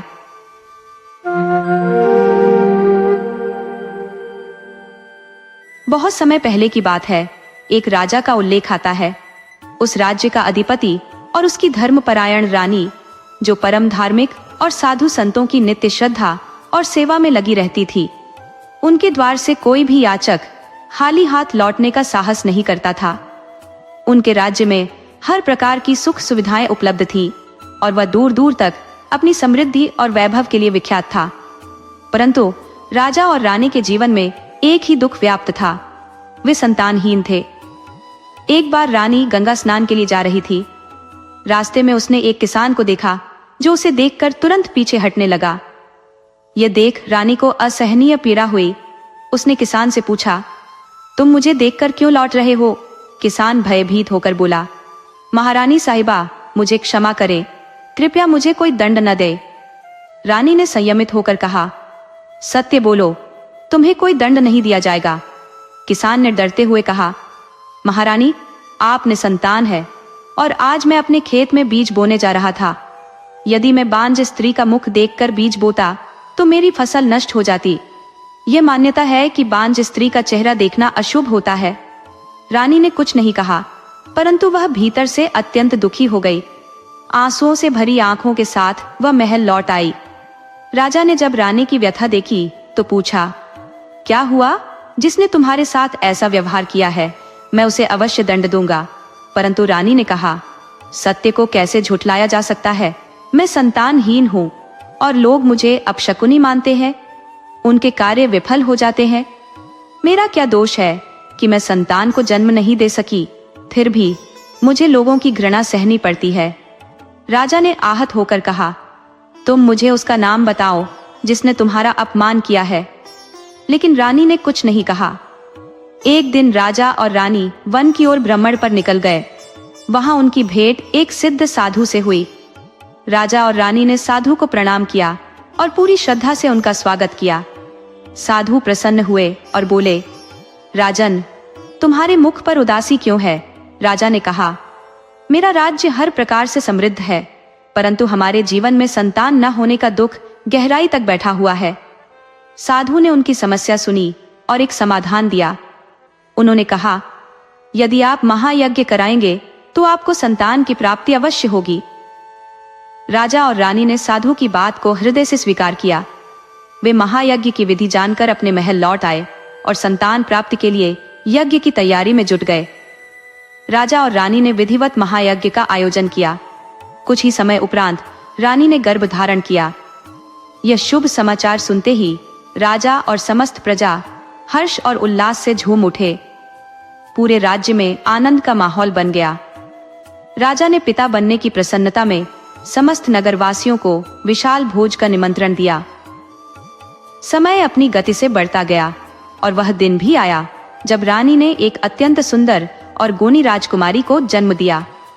राजकुमारी के जन्म पर ढोल नगाड़े गूंजने लगे और पूरे राज्य में जय जयकार होने लगी। राजकुमारी धीरे धीरे बड़ी हुई और उसकी सौंदर्य, शालीनता और संस्कारों ने राजा और रानी के हृदय को असीम सुख दिया। वह अपनी माँ के कार्यों में सहयोग करती और माता पिता के प्रति आदर भाव दिखाती। राजा और रानी अपनी संतान को पाकर अत्यंत प्रसन्न थे। परंतु जैसा कि जीवन में सुख दुख का चक्र चलता है, उनके जीवन में भी एक नई चुनौती आ गई। राजकुमारी अचानक गंभीर रूप से बीमार पड़ गई। उसकी बीमारी ने राजा और रानी को गहन चिंता में डाल दिया। उन्होंने हर संभव वैद्य और औषधि का सहारा लिया, परंतु कोई भी उपचार प्रभावी नहीं हुआ। राजकुमारी की स्थिति दिनों दिन बिगड़ती जा रही थी। राजा को यह भय सताने लगा कि कहीं वे पुनः संतानहीन न हो जाए। इस चिंता ने राजा और रानी को अत्यधिक व्याकुल कर दिया। उसी दौरान एक दिन दूरस्थ क्षेत्र से एक विचित्र व्यक्तित्व वाला वैद्य आया। उसका पहनावा साधारण और अस्त व्यस्त था। महल के सैनिकों ने उसे भीतर जाने से रोक दिया। उस वैद्य ने राजा से मिलने की प्रबल गुहार लगाई और कहा, मैं आपकी राजकुमारी को पूर्णतः स्वस्थ कर सकता हूँ। पहले तो सैनिकों ने उसकी बात को अनसुना कर दिया, परंतु उसके बार बार निवेदन करने पर उन्होंने यह बात राजा तक पहुंचाई। राजा ने सोचा, जब इतने बड़े वैद्य असफल हो गए हैं तो इसे आजमाने में क्या हानि है। राजा ने सैनिकों को आदेश दिया कि उस वैद्य को उनके समक्ष लाया जाए। विचित्र वैद्य ने राजा के समक्ष अपना परिचय दिया और आत्मविश्वास से कहा, मैं एक दक्ष चिकित्सक हूँ और आपकी पुत्री को रोग मुक्त कर सकता हूँ। राजा उसकी बात सुनकर थोड़ा आश्वस्त हुआ, परंतु उसके साधारण पहनावे और अनगढ़ व्यक्तित्व ने संशय उत्पन्न कर दिया। राजा के मन में विचार आया, जब नामी गिरामी वैद्य विफल हो गए तो यह साधारण व्यक्ति क्या कर सकेगा। किंतु राजकुमारी की लगातार गिरती स्थिति और वैद्य के दृढ़ विश्वास ने राजा को उसे एक अवसर देने के लिए प्रेरित किया। राजा ने गंभीर स्वर में कहा, यदि तुम मेरी पुत्री को स्वस्थ नहीं कर पाए तो इसका परिणाम गंभीर होगा।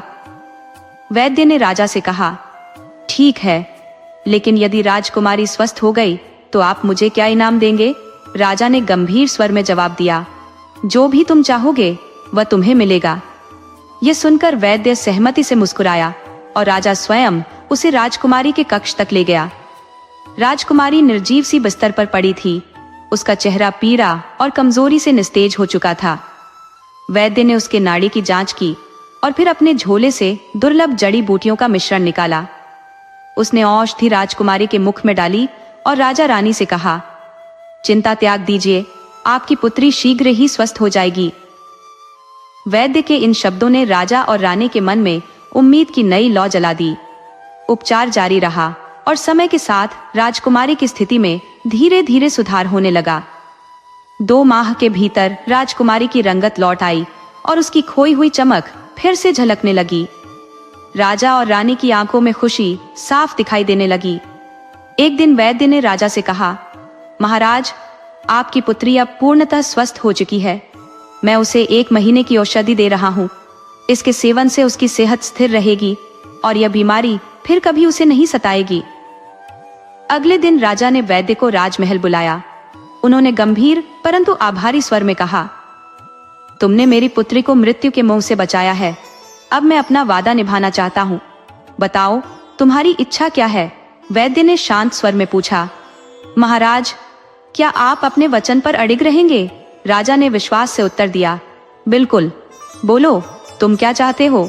वैद्य ने हल्की मुस्कान के साथ कहा, राजा साहब, मेरी बस एक ही इच्छा है, कृपया अपनी पुत्री का विवाह मुझसे कर दे।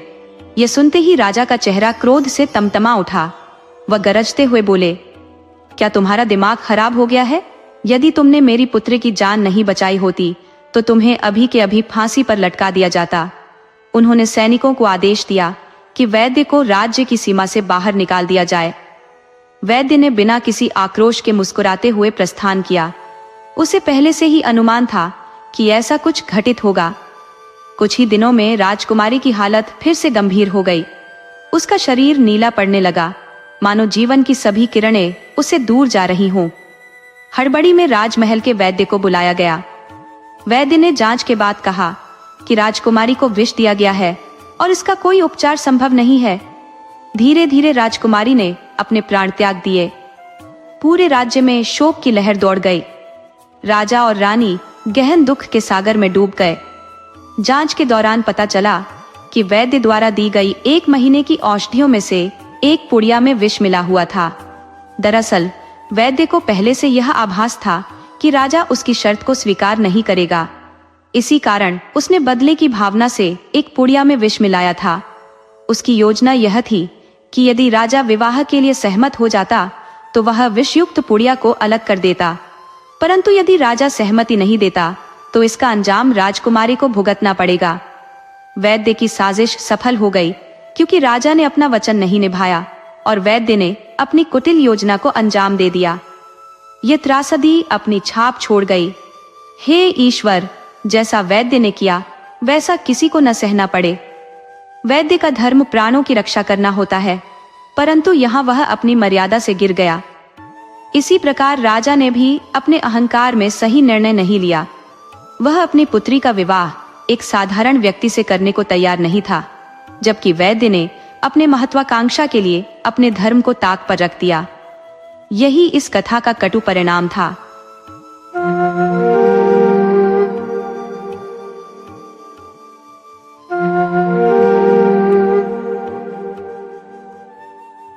सुनहरी मछली के 3 वचन। किसी छोटे से गांव में एक निर्धन मछुआरा अपनी पत्नी के साथ निवास करता था। वह दिन भर समुद्र के तट पर रहता और मछलियां पकड़ता। वह केवल उतनी ही मछलियां पकड़ता जितनी उसकी आवश्यकता होती थी। इसके विपरीत उसकी पत्नी अत्यंत लोभी थी। वह सदैव मछुआरे से झगड़ती और कहती कि अधिक से अधिक मछलियां पकड़ी जाएं और ज्यादा से ज्यादा धन कमाकर लाया जाए। मछुआरा बड़ा सरल और कोमल हृदय का व्यक्ति था। वह लोगों की सेवा करता और दूसरों का दुख नहीं देख पाता था। उसकी पत्नी इस बात से बहुत नाराज रहती थी और उसे बार बार उलाहना देती कि वह केवल जरूरत भर का ही क्यों लाता है, अधिक क्यों नहीं लाता। वह चाहती थी कि वे भी धनी बने। एक दिन मछुआरे के जाल में कोई मछली नहीं फंसी। वह बहुत चिंतित हो गया कि वे आज क्या खाएंगे। तभी उसने देखा कि एक सुनहरी मछली उसके जाल में फंसी है। उसे देखकर वह अत्यंत प्रसन्न हुआ। जब उसने उस मछली को पकड़ने की कोशिश की तो वह मछली बोल पड़ी और कहने लगी, मछुआरे, मुझे मत मारो, तुम जो भी मांगोगे मैं तुम्हें दूंगी। मछुआरा कहने लगा, मुझे कुछ नहीं चाहिए। मछली ने कहा, तो मुझे छोड़ दो। मछुआरे ने उसे छोड़ दिया और वह मछली समुद्र में वापस गोता लगाकर चली गई। मछुआरा बहुत खुश हुआ और अपने घर लौटा। उसने अपनी पत्नी को सारी घटना बताई कि कैसे उसके जाल में एक सुनहरी मछली फंसी थी और उसने उससे जीवन दान मांगा था। उसने बताया कि वह मछली को छोड़कर बहुत प्रसन्न हुआ। यह सुनकर उसकी पत्नी बहुत क्रोधित हो गई और कहने लगी, तुम तो बहुत ही मूर्ख हो। तुम्हें पैसा कमाने का मौका मिला था और तुमने उसे गंवा दिया। वह अपने पति से झगड़ने लगी। उसका पति कहने लगा, इसमें मेरा क्या दोष है, क्यों तुम मुझसे इतना झगड़ती हो। उसकी पत्नी ने कहा, तुम जाओ और उस सुनहरी मछली को पकड़कर लाओ या उससे कुछ मांगो। मछुआरे ने कहा, सुनहरी मछली ने मुझसे कहा था कि अगर तुम्हें कुछ चाहिए तो मुझसे मांग लो, लेकिन मुझे कुछ चाहिए ही नहीं, तो मैं उससे क्या मांगता। उसकी पत्नी ने अपना सिर पीट लिया, क्योंकि वह बहुत लोभी थी और सोच रही थी कि इतना अच्छा मौका मिलकर भी उन्होंने उसे गंवा दिया। तुम जीवन में कुछ भी हासिल नहीं कर सकते, तुम्हें तो धनार्जन करना आता ही नहीं है। वह मछुआरा बेचारा अत्यंत परेशान हो गया। उसकी पत्नी ने कई दिनों तक उससे विवाद किया और कहा कि जाओ उस सुनहरी मछली को पकड़कर लाओ, परंतु मछुआरा ऐसा नहीं करना चाहता था। अंततः विवश होकर मछुआरे को समुद्र के किनारे जाना पड़ा। वह समुद्र किनारे जाकर पुकारने लगा, सुनहरी मछली, क्या तुम मुझे सुन रही हो। उसी क्षण सुनहरी मछली पानी के ऊपर तैरती हुई आ गई और कहने लगी, बोलो मछुआरे, क्या बात है। मछुआरे ने कहा, सुनहरी मछली, मेरी पत्नी तुम्हें छोड़ने के बदले में कुछ मांगना चाहती है। सुनहरी मछली ने उत्तर दिया, मैं तुम्हारी पत्नी की 3 इच्छाएं पूरी कर सकती हूँ। यदि तुम चाहो तो मुझसे कुछ भी मांग सकते हो। मछुआरे ने कहा, मेरी पत्नी चाहती है कि हमें एक सुंदर सी झोपड़ी मिल जाए। सुनहरी मछली ने कहा, ठीक है मछुआरे, तुम मुझसे 3 बार मांग सकते हो और तीसरी बार में तुम अपने वर्तमान में आ जाओगे। अब घर जाओ, तुम्हारी इच्छा पूरी हो चुकी है। जब मछुआरा अपने घर पहुंचा तो उसने देखा कि उसकी पत्नी एक सुंदर सी झोपड़ी के द्वार पर खड़ी है। यह देखकर उसकी पत्नी अत्यंत प्रसन्न हो गई और कहने लगी, देखो, हमारी टूटी फूटी झोपड़ी की जगह कितनी सुंदर झोपड़ी बन गई है। देखो, कितना सुंदर रसोई घर है, एक कमरा है और पीछे एक छोटा सा बगीचा भी बन गया है। इसमें बतख और मुर्गियां भी हैं। मछुआरा भी यह देखकर बहुत खुश हुआ। कुछ दिन आनंद पूर्वक बीतने लगे। मछुआरा तो अपने काम में व्यस्त था और उसे यह बात भूल ही गई कि सुनहरी मछली से कुछ और भी मांगना था। परंतु कुछ दिनों बाद मछुआरे को फिर से लालच आ गया। उसने अपने पति से कहा, यह घर बहुत छोटा है, हमें एक महल चाहिए। मछुआरे ने कहा, नहीं, हमारे लिए यह घर पर्याप्त है, हमें महल की क्या आवश्यकता है। परंतु उसकी पत्नी ने कहा, तुम हमेशा मूर्ख ही रहोगे। जब मछली ने कहा है कि तुम 3 बार मांग सकते हो तो क्यों ना मांगे, हमें धनी बनना है। मछुआरिन पूरी तरह लालच में थी और उसने लड़ाई झगड़ा करके मछुआरे को फिर से समुद्र किनारे भेज दिया। अब मछुआरा दुखी होकर फिर से समुद्र किनारे पहुंचा और पुकारने लगा, सुनहरी मछली, क्या तुम मेरी आवाज सुन रही हो? सुनहरी मछली फिर से पानी के ऊपर आई और बोली, बोलो मछुआरे, तुम्हें क्या चाहिए? मछुआरे ने कहा, मेरी पत्नी ने मुझे बहुत कष्ट दिया है। उसने कहा कि तुम्हारे जीवन को बचाने के बदले में हमें इस झोपड़ी को महल में बदलवा दो। सुनहरी मछली ने कहा, ठीक है, जाओ, तुम्हें महल मिलेगा। मछुआरा घर की ओर चल दिया। वहां पहुंचकर उसने देखा कि उसकी पत्नी महल के द्वार पर खड़ी है। भीतर जाकर उसने पाया कि महल नौकर चाकरों से भरा हुआ है। हर प्रकार की सुख सुविधा वहां मौजूद थी। बड़े बड़े बाग बगीचे, जिनमें हिरण, घोड़े, गायें, अस्तबल और गौशाला भी थी। अब उन्हें किसी भी चीज की कमी नहीं थी। वे अब बहुत सुखपूर्वक रह रहे थे। परंतु कुछ दिनों बाद मछुआरे की पत्नी का लालच फिर से बढ़ गया। उसने अपने पति से कहा, हमारे पास इतना बड़ा महल है, नौकर चाकर है, सब कुछ है, लेकिन तुम्हें इस महल का राजा बनना चाहिए। तुम सुनहरी मछली के पास जाओ और उसे कहो कि हमें राजा बना दे। मछुआरे ने कहा, मुझे राजा बनने की कोई आवश्यकता नहीं है, मैं यहाँ सुखी हूँ, मुझे और कुछ नहीं चाहिए। परंतु उसकी पत्नी ने इतना झगड़ा किया कि मछुआरा विवश होकर फिर से सुनहरी मछली के पास पहुंचा। वह समुद्र किनारे गया और पुकारा, सुनहरी मछली, क्या तुम मेरी आवाज सुन रही हो? सुनहरी मछली फिर से समुद्र के ऊपर आई और पूछी, क्या हुआ मछुआरे जी? मछुआरे ने कहा, मेरी पत्नी ने बहुत क्लेश कर रखा है और कह रही है कि इस महल में एक राजा की आवश्यकता है, इसलिए तुम मुझे राजा बना दो। सुनहरी मछली ने कहा, ठीक है, घर जाओ, तुम्हारी मुराद पूरी हो जाएगी। मछुआरा घर की ओर चल दिया। जब वह घर पहुंचा तो देखा कि उसकी पत्नी फिर से उसी फटी पुरानी झोपड़ी के दरवाजे पर खड़ी है। यह देखकर मछुआरे ने कहा, देखो, मैंने तुमसे पहले ही कहा था कि मछली ने कहा है कि तुम 3 बार मांग सकते हो, लेकिन तीसरी बार में तुम अपने वर्तमान में लौट आओगे। तुम्हारे लालच के कारण तुमने सब कुछ गंवा दिया।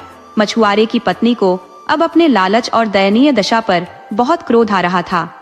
वह अपने पति के पैरों में पड़ गई और कहने लगी, स्वामी, मुझे माफ कर दो। मेरा लालच इतना बढ़ गया कि मैं कुछ सोच ही नहीं पा रही थी। मेरे लालच के कारण ही आज हमारी यह दुर्दशा हुई है। मछुआरे ने कहा, इसमें दुर्दशा की क्या बात है? हम पहले भी ऐसे ही थे, अब भी वैसे ही रहेंगे। जैसे पहले गुजारा कर रहे थे वैसा ही अब करेंगे। अब मछुआरा प्रतिदिन समुद्र जाता और उतनी ही मछलियां पकड़ता जितनी उसे आवश्यकता होती। वह जरूरत से ज्यादा मछलियां नहीं पकड़ता था। इतने में ही उसका गुजारा हो जाता था। उसकी पत्नी अब उसे बिल्कुल भी परेशान नहीं करती थी और न ही कहती थी कि तुम ज्यादा मछलियां लाओ। उसने अपने लालच में सब कुछ गंवा दिया था।